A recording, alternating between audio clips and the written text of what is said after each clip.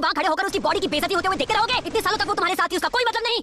तुम शिनोबी के तरीकों को नहीं समझते। मैंने तो बस उसका इस्तेमाल किया है जैसे गाटो ने मेरा किया। अब सब खत्म हो गया है, वो अब किसी काम का नहीं रहा। उसकी ताकत और हुनर का खो जाना हाँ मेरे लिए जरूरी है, पर उसे खोना बिल्कुल नहीं। अगर यही तुम्हारी सोच है फिर तो तुम और भी ज्यादा गिरे हुए इंसान हो। बस नरूटो, बहुत हो गया, शांत हो जाओ। अब ज़ाबुज़ा हमारा दुश्मन नहीं है। बिल्कुल नहीं। जहाँ तक मेरा सवाल है, ये हमारा सबसे बड़ा दुश्मन है। तुम्हें तो मैं एहसान फरामोश, उसने तुम्हारे लिए क्या कुछ नहीं किया। हाकू तुम्हारे लिए जीता था।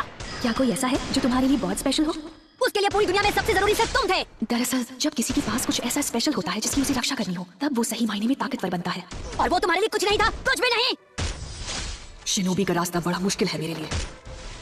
एक तरफ वो तुम्हारे लिए सब कुछ दांव पर लगाता रहा और तुमने उसके लिए कभी कुछ महसूस नहीं किया। मैं उसका सपना पूरा करने के लिए कुछ भी करूंगा, चाहे मुझे उसके लिए शिनोबी क्यों ना बनना पड़े। और अगर मैं और ताकतवर बन गया तो क्या मैं भी तुम्हारी तरह बेरहम बन जाऊंगा?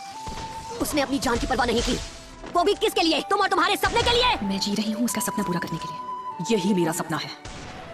तुमने कभी उसे अपने लिए सपना देखने नहीं दिया, पर उसे फर्क नहीं पड़ा। मैं खुश था और तुमने उसे ऐसे धुतकार दिया जैसे वो कुछ भी नहीं था। एक टूटा हुआ औजार, ये बहुत ही गलत बात है, बहुत ही गलत।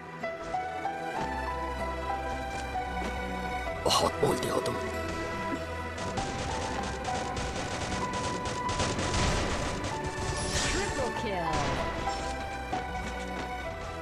तुम्हारी बातें किसी भी हथियार से ज्यादा घाव देती हैं।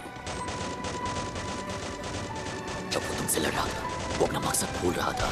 हाकू हमेशा से एक नरम दिल निंजा था और वो दूसरों के दर्द और दुख को महसूस कर सकता था, और उसी की वजह से मैं भी करता हूँ। लेकिन अब मुझे तसल्ली है कि सब खत्म हो चुका है। हाँ? क्यों जबान बंद हो गई?